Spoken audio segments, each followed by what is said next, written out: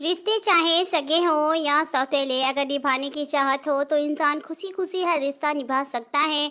मेरा बेटा बीमार था, मेरे पास उसकी दवाई के पैसे तक न थे। मैंने बड़ी मुश्किल किसी से 1,000 रुपये उधार लिए। मुझे उम्मीद थी कि वो मेरी मदद ज़रूर करेंगी और पैसे लेकर मैं घर आ गई। मैंने पहले सोचा कि बच्चे को डॉक्टर के पास ले जाऊंगी, लेकिन फिर ख्याल आया कि खाली पेट दवाई असर नहीं करती, तो फिर खाली पेट दवाई खाने का कोई फ़ायदा नहीं होगा। और मेरे पास वही 1,000 रुपये थे, जिससे मुझे अपने बच्चों को खाना भी खिलाना था और उनकी दवाई का इंतज़ाम भी करना था। पहले बच्चों को खाने का सोचकर मैं बाज़ार गई, सब्ज़ी वाले से सब्ज़ी खरीदी। वहीं 1,000 रुपये मेरे पास थे और डरते डरते मैंने उन पैसों में से 500 का नोट उसे दिया कि ना जाने कितनी महंगी सब्ज़ी होगी, लेकिन उस सब्ज़ी वाले ने मुझे 450 रुपये वापस कर दिए।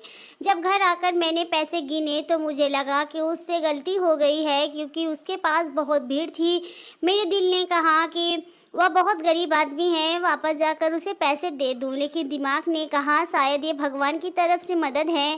पहले जाकर बच्चे की दवाई ले आती हूँ। मैं खुशी खुशी अपने बच्चे को डॉक्टर के पास लेकर गई और दवाई लेकर आई। बच्चों को खाना खिलाकर सुलाने के बाद मैं उस सब्जी वाले के बारे में सोचने लगी। ना जाने बाद में उसे अपनी गलती का एहसास हुआ होगा तो कितना पछताया होगा।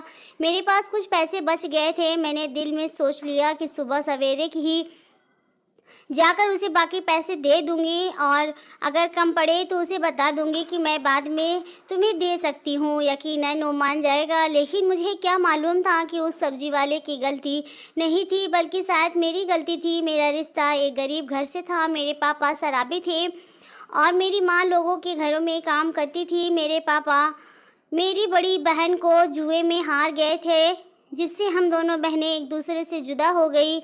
मैंने बड़ी कोशिश की कि मैं अपने पापा की बुरी नज़र से बच सकूं, लेकिन होनी को कौन टाल सकता है। आखिरकार जब मैं 16 साल की हुई तो मुझे भी मेरे पापा जुए में हार गए और फिर मैं भी शादी होकर अपने पापा जैसे ही एक शख्स के घर में आ गई थी। मैं अपनी माँ की तरह लोगों के घरों में काम करती थी और अपनी कमाई अपने जवार पति के हाथों से बचाने के लिए तरह तरह की कोशिश करती थी। कभी कपड़ों को पोटली में छुपाती तो कभी रोशन के डिब्बों में, लेकिन वह फिर भी मेरी कमाई मुझसे छीन कर ले जाता। मेरे 3 बच्चे थे और मुझे खुशी इस बात की थी कि भगवान ने मुझे तीनों बेटे दिए थे। कोई बेटी नहीं थी जिसको उसका बाप मेरी तरह बेच देता। इसी तरह समय गुजरता रहा और मेरी ज़िंदगी यूं ही चलती रही। कभी हफ्तों बाद मेरे पति को मेरे घर की याद आती तो वो घर आ जाता है और जो भी कीमती सामान नज़र आता है उसे उठाकर बेच देता है। अगर उसे कुछ भी नहीं मिलता तो मेरे साथ मारपीट करने लगता है और अगर मेरे बच्चे मुझे बचाने की कोशिश करते हैं तो बच्चों को भी मारने लगता है। मुझे बस इस बात का सुकून था कि घर मेरा अपना था और वह ये घर बेच नहीं सकता था, क्योंकि मेरे ससुर जी मेरी शादी के बाद ही अपने बेटे की हरकतों को देखते हुए ये घर मेरे नाम कर दिया था। उन्होंने अपने जीते जी ये काम बहुत अच्छा किया। कम से कम मेरे बच्चों के सिर पे छत तो है जो उनका बाप छीन नहीं सकता। मेरे आसपास के घरों में जो औरतें थीं वो भी मेरे ही जैसी थी, मेहनत करती और अपने बच्चों को पेट पालती थी। आज छोटे बच्चे की बीमारी की वजह से मैंने एक ईमानदार इंसान का हक मार लिया था और यह चीज़ मुझे चैन नहीं लेने दे रही थी। कुछ दिन बाद जब बेटे की तबीयत कुछ बेहतर हुई और मुझे तनख्वाह मिल गई तो मैंने सोचा मुझे उस सब्जी वाले का उधार चुकता कर देना चाहिए। मुझे कुछ सब्जी भी चाहिए थी, इसलिए मैं दोबारा बाज़ार गई। उस सब्जी वाले ने मुझे देखकर भी अनदेखा कर दिया और बाकी ग्राहकों को सामान देने लगा। मुझे उसके रवैये पर बहुत हैरत हुई कि शायद वह इसलिए मुझे देखकर अनदेखा कर रहा है कि सबसे निपट के मुझसे बात करेगा। खैर, मुझे तो उसके पिछले पैसे भी देने थे, लेकिन मैं पैसे देने की वजह से ही इसी सब्जी वाले के पास आई थी, इसलिए मैं चुपचाप खड़ी रही। सबसे निपट कर वो मेरी तरफ देखकर बोला, क्या चाहिए? मैंने उसे बताया कि आपने पिछली बार मुझे ज़्यादा पैसे वापस कर दिए थे, लेकिन उसने मेरी बात अनसुनी कर दी और पूछने लगा कि अभी क्या चाहिए। मैंने काफ़ी सब्जियां उसे बता दी और वो तोलने लगा। फिर सब्जियां तोलने के बाद मैंने उससे पूछा कि कितने पैसे हुए। वो मेरे चेहरे की तरफ देखने लग गया। और जो उसने मुझसे कहा उसे सुनकर मुझे झटका लगा कि उसने मुझसे सिर्फ 50 रुपये मांगे थे। मुझे लगा कि उससे गलती हुई है, इसलिए मैंने 500 का नोट निकाल कर उसे दिया, लेकिन उसने 50 रुपये ही काट कर बाकी 450 वापस दे दिए। और जब मैंने उससे कहा कि सब्ज़ी तो बहुत महंगी है, तो उसने मेरी बात काट कर दूसरे ग्राहक की तरफ लग गया। मैं हैरान होकर घर वापस आ गई और फिर यह रोज़ का हो गया। मैं जब भी उस सब्ज़ी वाले की दुकान पर जाती, मैं जितने रुपए की भी सब्जी लेती हूँ वह मुझसे केवल 50 रुपये ही लेता था। कभी कभार तो सब्जी 200 से 300 तक का भी होती थी, लेकिन वह मुझसे 50 रुपये से ज़्यादा नहीं लेता था और हमेशा इंतज़ार करता कि सारे ग्राहक हट जाएं, या पहले वह मुझे सब्ज़ी दे देता कि मुझे सब्ज़ी दे लेने के बाद सबको सब्ज़ी देगा, ताकि किसी को मालूम ना हो कि इतनी सारी सब्ज़ी वो मुझे 50 रुपये में दे रहा है। शुरू में तो मुझे यह बात बहुत अजीब लगती थी। जब सब्ज़ी के पैसों से की बचत से मेरे घर की बहुत सी ज़रूरतें पूरी होना शुरू हो गई, तो मैंने भी हमेशा सब्ज़ी लेने के लिए उसी की दुकान पर जाना शुरू कर दिया। कम से कम 3 माह हो चुके थे मैं रोज़ाना सब्ज़ी लेने जाऊं या हफ्ते में एक दफ़ा जाऊं। मैं जब भी जाती वह मुझसे 50 रुपये ही लेता था और अच्छी वाली सब्ज़ी निकाल कर देता था। मैंने अपने आसपास मौजूद किसी को भी इस बारे में नहीं बताया था, क्योंकि वह किसी को भी यह सब्ज़ी कम पैसों में नहीं देता था। और मैं कोशिश करती कि बार बार इसके पास ना जाऊं, लेकिन उसके सब्ज़ी के बचे हुए पैसों से मैंने अपनी बहुत सी ज़रूरत पूरी करना शुरू कर दी थी। और मैंने अपने एक बेटे को सरकारी स्कूल में भी पढ़ने के लिए दाखिला दिया था, इसलिए मुझे इससे ही सब्ज़ी लेना पड़ती थी, क्योंकि किसी और दुकान से लेने में मुझे सारे पैसे देने पड़ते जो कि मैं नहीं दे सकती थी। मैं हमेशा यह सोच कर जाती कि इससे ज़रूर पूछूंगी कि 50 रुपये का क्या मामला है और वह मुझे यह सब्ज़ी इतने कम पैसों में क्यों देता है। लेकिन उसके लिए ज़रूरी था उसकी दुकान पर कोई ग्राहक ना हो, लेकिन जब भी जाती इसकी दुकान पर ग्राहक होते, कभी मेरे सब्ज़ी खरीदने के दौरान आ जाते, तो कभी पहले से मौजूद होते थे। मुझे इससे बात करने का मौका नहीं मिलता था। इस सारे मामले में उसका कोई गलत मकसद होता तो मैं औरत थी, मुझे अंदाज़ा हो जाता उसकी नीयत का, लेकिन उसका ऐसा कोई इरादा नहीं था, क्योंकि वो मुझे नज़र उठाकर भी नहीं देखता था, बल्कि वह किसी औरत को नज़र भर कर भी नहीं देखता था। और यह बात उसकी शराफत की दलील थी। सवाल यह था कि अगर वह मेरी गरीबी की वजह से तरस खाकर मेरी मदद करना चाहता है, तो ऐसे तो बहुत लोग थे जिनको मदद की ज़रूरत थी। लोग तो ऐसे भी थे जो 2-3 दिन तक भूखे रहते थे, तो वह उन लोगों की मदद क्यों नहीं करता, मेरी मदद क्यों करता है। यह बात मुझे सोचने पर मजबूर करती थी और मेरे हर सवाल का सिर्फ सब्जी वाले के पास ही जवाब था, लेकिन मुझे उससे बात करने का मौका नहीं मिल रहा था। एक दिन जिस घर में मैं काम करती थी वहाँ पर कोई बहुत बड़ी दावत थी। मालकिन ने मुझे कहा कि मैं बाज़ार से सब्ज़ी ले आऊँ और राम सिंह की मदद करूँ। मेरे कदम खुद ब खुद उस दुकान की तरफ बढ़ने लगे। मैंने सोच लिया कि आज तो अच्छी खासी सब्ज़ी चाहिए, तो कम से कम भी 2 से 3 हज़ार की होगी। आज सब्जी वाला क्या करेगा। मैंने सारी सब्जी जब तुलवाई तो मुझे उसके चेहरे पर हैरत नज़र आई, लेकिन उसने फिर खामोशी से सब्जी तोलना शुरू कर दी। और जब पैसों की बारी आई तो मैंने उसके हाथ में 5,000 रुपये दे दिए। तो मुझे मालकी ने दिए थे, लेकिन हमेशा की तरह जब उसने इन 5,000 में से भी 50 काट कर बाकी रकम मुझे वापस करने लगा, तो मैंने उससे कहा कि मैं ये सब्ज़ी अपनी मालकिन के लिए लेकर जा रही हूँ। उसके हैरान चेहरे पर मुस्कुराहट आ गई और उसने सारी सब्जी के पैसे काट कर 2,000 रुपये मुझे वापस कर दिए। तो मुझे यकीन हो गया कि वह सिर्फ मुझे ही सब्जी कम पैसों में देता है। उसकी दुकान पर उस समय भी कुछ ग्राहक मौजूद थे, इसलिए मैं आराम से सवाल ना कर सकी। उस दिन तो मैं सारा दिन दावत में लगी रही और उससे अगले 2 दिन तक मुझे टाइम ना मिल पाया कि मैं सब्जी वाले की दुकान तक जाऊं। कुछ दिनों के बाद जब मैं उसकी दुकान पर गई तो उसके साथ एक लड़का भी मौजूद था और वो वहाँ पर काम कर रहा था। हमेशा की तरह उसने मुझे 50 रुपये में सब्ज़ी दी, लेकिन उस लड़के की वजह से मैं कोई सवाल ना कर सकी। कुछ दिनों बाद मैं दोबारा दुकान पर गई तो वही लड़का था, वह खुद नहीं था। मैं कम पैसों में सब्ज़ी लेने की आदी हो चुकी थी। मुझे हैरत हुई जब लड़के ने भी मुझे सारी सब्जियां रहने 50 रुपये में ही दे दी। मैंने जब उस लड़के से सवाल किया कि उसने मुझसे 50 रुपये ही क्यों लिए, तो उस लड़के ने बताया कि ये बात तो उसे खुद समझ नहीं आ रही है कि उसके दुकान में कि मालिक ने उसे यह बात क्यों कही थी, क्योंकि वह तो सिर्फ मालिक का कहना पूरा कर रहा था। दुकान के मालिक ने उससे कहा था कि मैं जब भी यहाँ आऊँ, किसी भी समय कोई भी चीज़ लूँ तो 50 रुपये ही लेना। मैंने आज भी सब्ज़ी ली, उसकी कीमत 300 जितनी है, लेकिन उसने मुझसे 50 रुपये ही लिए। मैंने उससे पूछा कि तुम्हारा मालिक कब आएगा, तो इस पर उसने कोई जवाब नहीं दिया। अब तो मैं और भी ज़्यादा हैरत में पड़ गई थी और मुझे अपने सवालों के जवाब भी चाहिए थे। अब तो मुझे ये बात नामुमकिन सी लगने लगी, और क्योंकि अब अक्सर दुकान पर वो लड़का हुआ करता था और वो सब्ज़ी वाला खुद नहीं होता था। सब्ज़ी तो मुझे वैसे ही मिल रही थी और अच्छी ही मिल रही थी, लेकिन मुझे मेरे सवालों के जवाब नहीं मिल रहे थे। उन दिनों ये हुआ था कि मेरे दोनों बड़े बेटे स्कूल जाना शुरू हो गए थे और मुझे अच्छे भविष्य की उम्मीद नज़र आ रही थी, और ये सब उस काम कीमत सब्ज़ी की वजह से ही मुमकिन हुआ था, क्योंकि उससे पहले तो मैं सिर्फ बच्चों के 2 वक्त की रोटी पूरी करने के लिए सोचती रहती थी। लेकिन जब मेरे पास बचत के कुछ पैसे आना शुरू हुए तो मैंने उनकी पढ़ाई के लिए भी सोचना शुरू कर दिया था। अब मुझे कुछ उम्मीद नज़र आ रही थी कि मेरे बच्चे पढ़ लिख कर किसी मुकाम पर पहुंच जाएंगे और शायद मेरी जिल्लत भरी ज़िंदगी अब ख़त्म हो जाएगी। जब ये सिलसिला चल पड़ा तो मैं ज़्यादा पढ़ी लिखी तो नहीं थी, लेकिन हिंदी किसी हद तक पढ़ लेती थी। इसलिए अपने तरीके से मैंने सब्ज़ी का हिसाब लिखना शुरू कर दिया, और इसलिए कि मेरे दिल में यही ख्याल था कि कभी ज़िंदगी में मेरे पास इतना पैसा हुआ तो सब्जी वाले का सारा उधार एक बार में ही चुका दूंगी। सब्जी वाले का ये राज मैंने अपने बच्चों को भी नहीं बताया था, क्योंकि बच्चे बात करते हुए अगर अपने दोस्तों से कह देते तो मेरे लिए मुश्किलें खड़ी हो जाती, क्योंकि सबसे पहली बात मेरे किरदार पर आ जाती।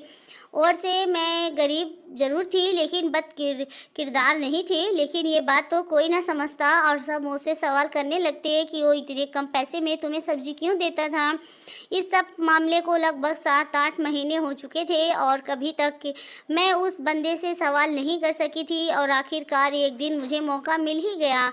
मैं शाम को देर से काम पर से आ रही थी, इसलिए सब्ज़ी लेने देर से गई। उस वक्त दुकान पर सब्ज़ी वाला खुद था, वो दूसरा लड़का आज नहीं था और कोई ग्राहक भी नहीं था। मैंने जाते के साथ ही उसे सवाल कर लिया कि तुम ये सब्ज़ी 50 रुपये में ही क्यों देते हो, और इसकी वजह क्या है कि तुम मेरी इस तरह से मदद करते हो। तो उसने मुझसे कहा कि मुझे सिर्फ ये बताओ कि क्या इस वजह से तुम्हारी किसी तरह की मदद हो सकती है। तो मैंने उसे बताया कि मैंने अपने दोनों बच्चों का स्कूल में एडमिशन करा दिया है। स्कूल में और घर की बहुत सी छोटी मोटी चीज़ें मैंने ले ली हैं और पति की नज़र से बचा कर रखी है। उसने कहा कि मैं यही चाहता था कि तुम्हारी मदद हो जाए। आज तक मैंने तुम्हारी तरफ गलत नज़र से नहीं देखा, और ये बात तुम भी जानती हो। मेरा मकसद सिर्फ तुम्हारी मदद करना था, लेकिन मेरा सवाल तो वही था कि अगर वो मदद करना चाहता था तो यहाँ पर बहुत से लोग हैं जिनको मदद की ज़रूरत है, क्योंकि जिस जगह पर उसकी दुकान है उसके आसपास गरीब लोग ही रहते थे, वहाँ तो सभी गरीब थे। वो मेरी ही मदद क्यों करते हैं। जब मैंने ये सवाल उसे किया तो घबरा गया, रो कर कहने लगा कि आपके सवाल का जवाब तो मेरे पास है, लेकिन मैं देना नहीं चाहता। मैंने जब उससे जिद की तो मेरे सवाल का जवाब दे या मैं उससे सब्ज़ी नहीं खरीदूँगी, तो वो ज़्यादा परेशान हो गया। उसने मुझसे वादा लिया कि वो मुझे मेरे हर सवाल का जवाब देगा, लेकिन सब्ज़ी हमेशा उसी की दुकान से लूँगी। मैंने उससे वादा कर लिया। तो उसने कहा कि कल शाम के बाद मैं उसके घर आ जाऊँ, मुझे मेरे हर सवाल का जवाब देगा। लेकिन मैं उसके घर नहीं जाना चाहती थी। उसने जल्दी मुझे अपने घर का पता बताया और मैं उसके घर आने से इनकार करने ही वाली थी कि मुझे सारे सवालों के जवाब इधर ही दे। लेकिन उस वक्त दुकान पर एक और आदमी आ गया और मुझे खामोश होना पड़ा। मैंने उस समय वो सब्जियां उठाई और घर आ गई, लेकिन जब मेरी सारी रात इसी फिक्र में गुजरी आखिर उसने मुझे बुलाया क्यों, और वो भी शाम के बाद। और अगर मैं नहीं गई तो शायद सारी उम्र जवाब ना ले सकूंगी, और अगर चली गई तो मेरे साथ तो ना जाने क्या कर दे, क्योंकि मर्द का क्या भरोसा। मेरी ज़िंदगी में आने वाले तो सारे मर्द ऐसे ही मिले थे, सिर्फ ये सब्जी वाला कुछ ठीक लगता था। लेकिन इसने मुझे अकेले अपने घर क्यों बुलाया। सारी रात सोचने के बाद मैंने फैसला किया कि मुझे एक बार तो जाना ही चाहिए, और ना ही मैं इतनी कमज़ोर हूँ कि अगर मेरे साथ कोई गलत करने की कोशिश करेगा तो मैं खुद को बचा नहीं सकूँ। अब मुझे भी बेसब्री से शाम का इंतज़ार था। मैं जल्दी काम से वापस आ गई और छोटे बेटे को अपने दोनों बेटों के पास छोड़कर और उनको सख्ती से समझाकर घर से बाहर मत जाना, मैं थोड़ी देर में ही आ जाऊंगी, एक ज़रूरी काम से जा रही हूँ। मैंने अपनी कुर्ते के अंदर एक छोटी छड़ी छिपाई और घर की तरफ चल दी। और छड़ी मैंने इसलिए रखी कि मुसीबत में काम आ सके, अगर ज़रूरी पड़े तो। जैसे जैसे मेरे कदम उसके घर की तरफ बढ़ रहे थे वैसे वैसे मेरी धड़कनें बढ़ रही थी। उसके घर के दरवाजे पर पहुंचकर एक बार तो दिल ने कहा कि पलट जाऊं तो जो जैसे चल रहा है वो ऐसे चलने दूं, मुझे क्या ज़रूरत है सवाल करने की, मेरी तो ज़रूरतें पूरी हो रही हैं और मेरे बच्चों को खाना मिल रहा है, अच्छी पढ़ाई हो रही है और मेरे घर की ज़रूरियत पूरी हो रही है। मुझे इस राज को राज ही रहने देना चाहिए, लेकिन मेरे अंदर की आत्मा मुझे चैन नहीं लेने दे रही थी और बार बार मेरे अंदर ये बात आती कि एक बार अंदर जाना चाहिए। उसके बाद मैंने दरवाज़ा खटखटाया। दरवाज़ा खटखटाने के बाद मेरा दिल और तेज़ धड़कने लगा और मुझे यहाँ आने का फ़ैसला गलत लगने लगा। उससे पहले कि मैं यहाँ से पलट जाती दरवाज़ा खुल गया और मुझे दरवाजे पर सब्जी वाले की सूरत नज़र आई। मुझे दरवाजे पर खड़ा देखकर उसके चेहरे पर मुस्कुराहट नज़र आने लगी और उसने मुझे अंदर आने के लिए कहा। अब जब यहाँ तक आ रही गई थी तो आगे भी मुझे हिम्मत करनी थी। मैंने डरते डरते घर के अंदर कदम रखा और बाजू के अंदर छुपी हुई छादी पर अपनी पकड़ बना ली। जब मैंने अंदर कदम बढ़ाए, अंदर आते ही उसने तुरंत लाइट जला दी और रोशनी होते ही जिस चीज़ पर मेरी नज़र पड़ी तो मैं चौंक गई। मुझे यूँ लगा कि जैसे कमरे की छत मेरे सर पर आ गई हो। जब मेरे पति के हाथों मुझे मेरे माता पिता ने बेचा था, उसके बाद से मैंने अपने माता पिता से कोई संबंध नहीं था। मुझे नहीं पता था कि मेरी बहन या माता पिता किस हाल में हैं और मैंने तो समझ लिया था कि वो मेरे लिए मर चुके हैं और कभी भूल कर भी उनके बारे में नहीं सोचा था। कभी माँ जी का ख्याल आता था, लेकिन शादी के 3 वर्ष बाद ही मेरी माता जी को भी मेरे पिताजी किसी जगह जुए में हार गए थे और उसके बाद के का कुछ पता नहीं कि उन सबको मरा हुआ मानने के बाद मैंने तो कभी सोचा भी नहीं था कि उनसे सामना होगा। स्टोर के बिस्तर पर मुझे अपने पिताजी लेटे नज़र आए और मुझे उसे देखकर और ज़्यादा नफ़रत का एहसास हुआ कि हम लोग जिस हाल में भी हैं सिर्फ उसी आदमी की वजह से हैं। लेकिन उनकी हालत इतनी ख़राब थी कि उनसे तो नफ़रत भी नहीं कर पा रही थी। मेरे पीछे मौजूद सब्जी वाले ने मुझे कहा कि अपने इनको पहचाना। मेरी तो जवान बंद हो चुकी थी। मैं क्या जवाब देती मेरी हालत देखकर। उसने कहा कि ये आदमी आपके पिताजी हैं, सिर्फ आपके नहीं बल्कि मेरे भी, मैं आपका भाई हूँ। और ये सुनकर मुझे तो आश्चर्य हुआ और बहुत बड़ा झटका लगा। ऐसा कैसे हो सकता है, ये आदमी मेरा भाई कैसे हो सकता है, क्योंकि हम तो सिर्फ 2 ही बहनें थे। मुझे तो लगता था कि आज बिजली गिरने का बाद है और इतने सारे झटके में सहन भी नहीं पा रही थी। मैं आगे बढ़ी और पिताजी की हालत देखी तो मेरी आंखों में आंसू आ गए। उनको फ्लीज का अटैक हुआ था और वो जुबान से बोल भी नहीं पा रहे थे, हाथ भी नहीं हिला सकते थे, सिर्फ मुझे देख कर रो रहे थे। मैंने उस सब्जी वाले से, जो मेरा भाई था, उससे पूछा कि ये सब क्या है, तुम मेरे भाई कैसे हो सकते हो, हम तो 2 बहनें ही थे और फिर ये तुम्हारे पास कैसे। उसने मुझे बताया कि मेरे विवाह के 1 वर्ष बाद ही मेरी माताजी को ये एक जुए में हार गए थे, लेकिन हमें जुए में हारने से पहले इन्होंने खुद एक औरत को जुए में जीता था, जिसे वो अपने घर तो ना लेकर आए थे, एक और जगह रखा था। सब्जी वाला उसी औरत से मेरा भाई था, उसको जन्म देते हुए वो औरत मर गई और भगवान का करिश्मा तो देखो, जिसकी वो बहन थी उसी के हाथों मेरी माताजी का दोबारा विवाह हुआ। मेरी माँ ने ही उसकी परवरिश की है और अच्छे बुरे की समझ दी है। जब वो कुछ समझदार हुआ तो उन्होंने उसकी सारी बात बताई ताकि ये भी अपने पिता की सूरत पर न जाए। और 3 साल पहले ही हमारी माँ का देहांत हो चुका है और जब ये कुछ बड़ा हुआ तो उसने अपनी बहन की जानकारी लेने की कोशिश की। पता चला कि वो तो शादी के बाद ही बच्चे को जन्म देते हुए मर गई थी और उसके साथ उसका बच्चा भी बच्चा भी मर गया था। अब इस दुनिया में उसके रिश्तेदार थे, एक बहन और एक पिता। उसने हम दोनों के बारे में जानकारी हासिल करने की कोशिश की और उसके बाद साथ ही पढ़ाई ना करने की वजह से वो कोई नौकरी भी नहीं कर सकता था, इसलिए सब्जी का ठेला लगाना शुरू कर दिया। वो मेहनत से दिल लगाकर काम करता था और उसकी इज्जत भी बहुत थी समाज में। एक दिन उसको पिताजी मिले और जिस हालत में वो मिले उससे उस पर तरस आ गया और वो अपने घर ले आया और अब पिता की खिदमत ही के लिए उसके दुकान पर लड़का रखा हुआ था। उसकी चूँकि उनसे बोला भी नहीं जा सकता और ना ही कुछ खा सकते हैं और मेरे बारे में उनसे जानकारी हासिल की। मेरे बारे में जानकर उन्हें बहुत दुख हुआ, इसलिए अपने हिसाब से मेरी पूरी मदद करने की कोशिश की और वो 50 रुपये भी इसलिए ले लेता था कि मेरी खुददारी को चोट ना पहुँचे। अगर वो मुझे फ्री में सब्ज़ी देता तो शायद मैं अगले दिन उसकी दुकान पर ना जाती, क्योंकि शुरू में मैं सोचती थी कि वो गलती से उसे ज़्यादा पैसे वापस कर रहा है। लेकिन जब उन पैसों से मेरे घर की ज़रूरत पूरा होना शुरू हुई तो मैं खुद ही उसकी दुकान की तरफ जाने लगी और जानकर मेरे किसी सवाल का जवाब नहीं देता था और ये गरीब भाई की अपनी गरीब बहन के लिए